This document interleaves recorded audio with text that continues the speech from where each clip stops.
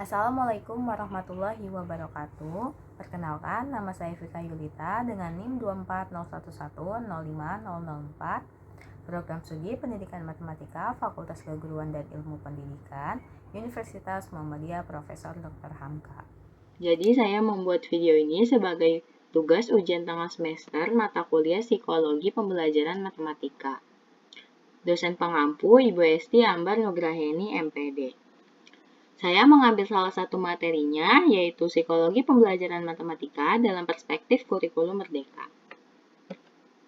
Tujuan presentasi kali ini yaitu yang pertama, memahami peran psikologi dalam pembelajaran matematika.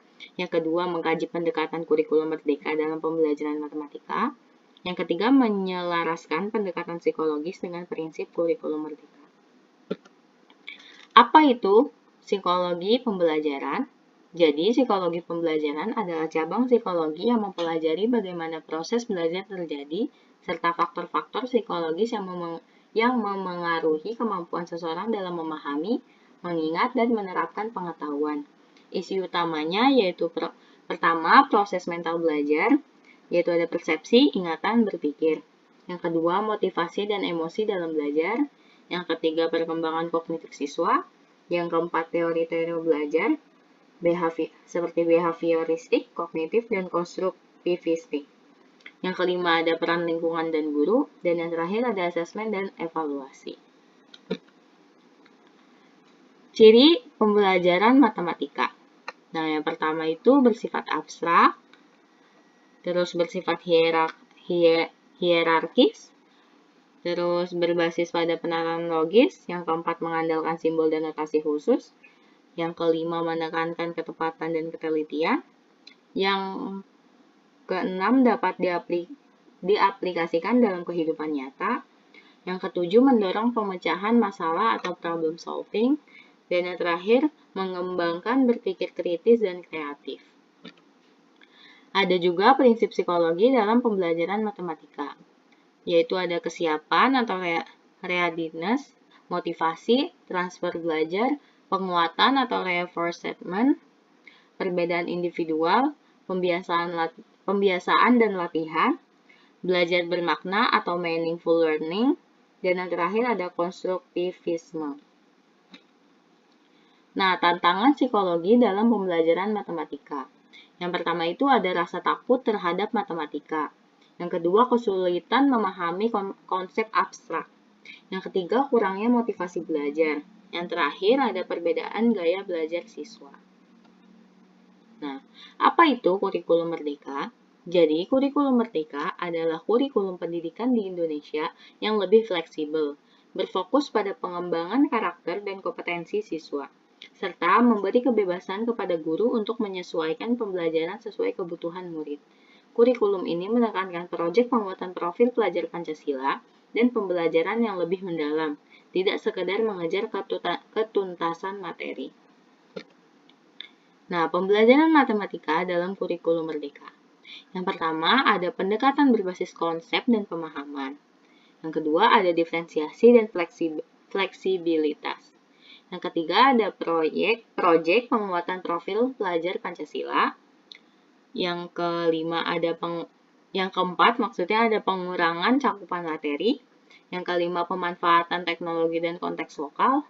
Dan yang terakhir, ada asesmen formatif dan sumatif. Selanjutnya, sinergi psikologi dan kurikulum merdeka. Yang pertama, kemandirian belajar melalui scaffolding. Yang kedua, refleksi dan metakognisi untuk pemahaman konsep. Yang ketiga, ada penguatan motivasi dan emosi positif terhadap matematika.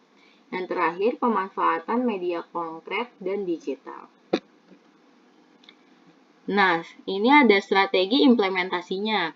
Yang pertama yaitu gunakan pendekatan berbasis proyek dan masalah, seperti PJBL dan PBL. Yang kedua, terapkan diferensiasi untuk gaya belajar yang berbeda. Yang ketiga, berikan umpan balik yang membangun. Yang terakhir, libatkan siswa dalam menyusun tujuan belajar. Nah, ini juga ada contoh aktivitasnya.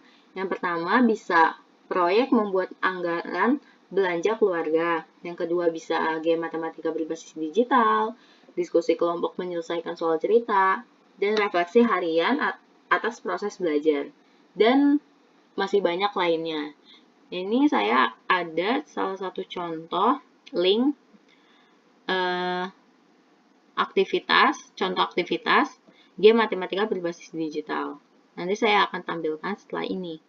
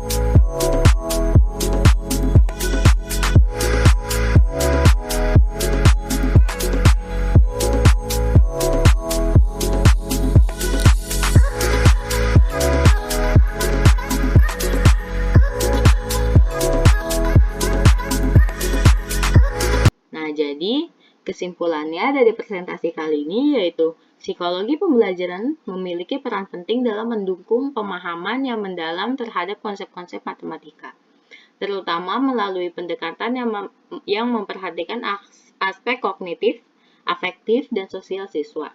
Di sisi lain, kurikulum Merdeka memberikan ruang yang luas bagi pendekatan pembelajaran yang lebih humanistik, dengan menekankan pembelajaran yang berpusat pada siswa, diferensiasi, dan konteks kehidupan nyata. Dengan mengintegrasikan prinsip-prinsip psikologi pembelajaran ke dalam implementasi kurikulum Merdeka, pembelajaran matematika dapat menjadi lebih efektif, adaptif terhadap kebutuhan siswa, serta bermakna dalam membentuk kompetensi dan karakter peserta didik. Jadi, sekian presentasi yang dapat saya sampaikan. Kurang lebihnya mohon maaf. Terima kasih. Wassalamualaikum warahmatullahi wabarakatuh.